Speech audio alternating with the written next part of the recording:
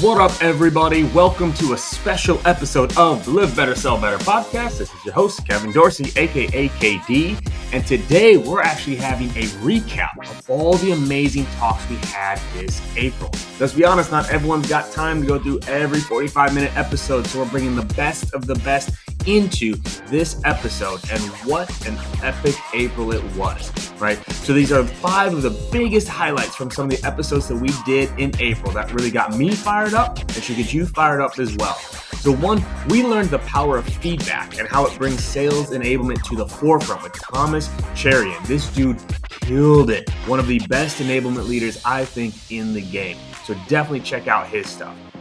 He dove into venture capital, right, and debunking some of the myths and what people believe with Ankara Ahuja and making sure that you understand how equity actually works. We talked human-to-human selling through video with Ellie Twigger, and we talked to my coach, my mentor, Townsend Wardlaw, about what it means to be in sales, and then went super tactical on MEDDPICC, a modern day selling checklist with David Weiss. This is just some of what happened in April. So let's take a drive down memory lane with some of our best moments from April, and I'm so excited to pump up to kick off Marvelous May, only here, Live Better, Sell Better podcast.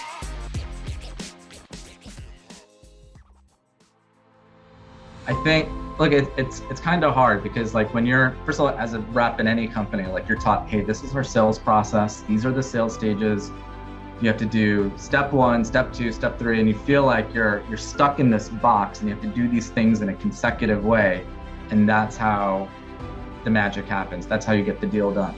And I think the frustrating part, and I see it, with the hundreds of vendors that are trying to solicit to me and my team, they're not selling to me the way that I want to buy, right? And I think that's the disconnect, right? I respect your process and how you need to do what you need to do, but as a buyer, I also have a process and how I buy. I'm not the only buyer, right? And actually the reality is I'm not a buyer. I just said it. I don't have a budget, or I do, but I'm not the one signing the order form or the contracts, right? It's, you have to talk to legal, you have to talk to my CFO, my CRO, all of these other stakeholders. And again, at the end of the day, even if I'm your user or your champion of this product, it's like, are we creating a connection? So at the end of the day, everyone gets paid that's on the cap table, right? And what you get paid is basically at the end, after you get diluted, it's what your proportion of the company that you own is. So, you gave an example, right? That we invest $1 million at a $5 million valuation. So we own 20% of the company, but that's very early on. And as you take new money on, you get diluted. And so at the end, you get some sort of calculation that this is what your ownership was after all your dilution, after all this other investors came in and pumped money, right? Because your denominator is getting larger. So will you break that down real quick for people so they understand like the 20% at the beginning, why it's no longer 20% 10 years later? Because 10 years later, if the company's raised an additional $100 million, now there's it's collectively the company raised $120 million and my 1 million was 1 over 120, right? And so that's what my proportion would be of that $1 billion payout.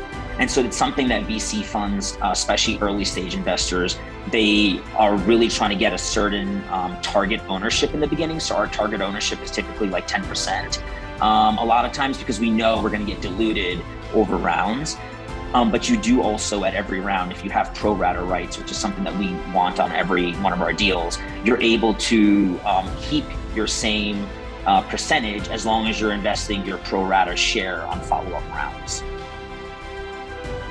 We've reached this new level. In there's a book called The Challenger Sale, and it talks all a bit about, obviously how people buy from people. I think it's now humans buy from humans. And what better way to show you're a human than by sending a video of yourself smiling, saying, hey, I genuinely want to have a conversation with you for X, Y, Z. Feel free to pop some time in my calendar.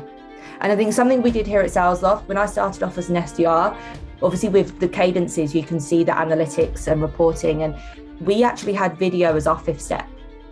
We then were booking all our meetings on that step. So we moved it to our first step. What I'd then start to do is hit them up on LinkedIn. Hey, I've actually just dropped you a video to your email. The subject line is this, go check it out. Give them a call. What did you think of the video? Oh my God, you haven't got it. Let me send it again. And what I'd do is I'd ask them their favorite color. So green, and then whatever day it was. So I'd say, oh, I'm going to send it now. It's Green Wednesday. And then that is the subject line. So you know that it stands out in their inbox.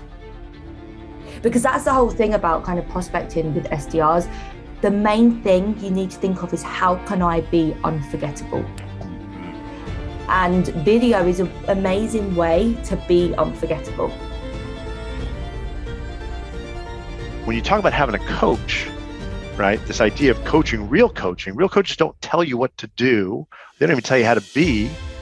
They help you calibrate where you're looking at the world and guide you to look at it differently, because when you see it differently, you start thinking differently, you start acting differently, you produce different results. So it's a very different methodology than training, or even what a lot of people call. People think coaching is like, let me give you advice in this deal.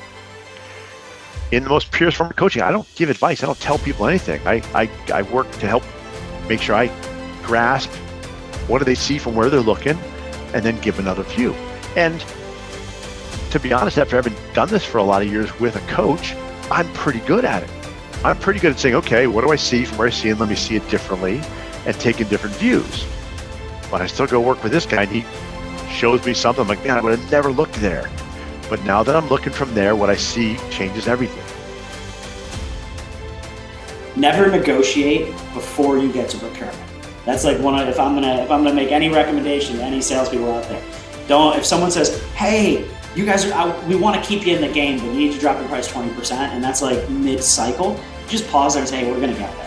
We're gonna get there, but until I understand holistically every single thing that your procurement legal teams are gonna ask for, let's just not do it. Let's focus on us being the right solution for your business, and then let's let them negotiate it. This will save you so much. Anybody who's misquoted by 10 or 20%, inspect all your previous deals, see if you negotiated before you got to procurement. If you did, and you stop that and just wait there, you'll make up the 10 to 20% on your annual quota just by changing that one behavior. So right there, like those are some things to think about.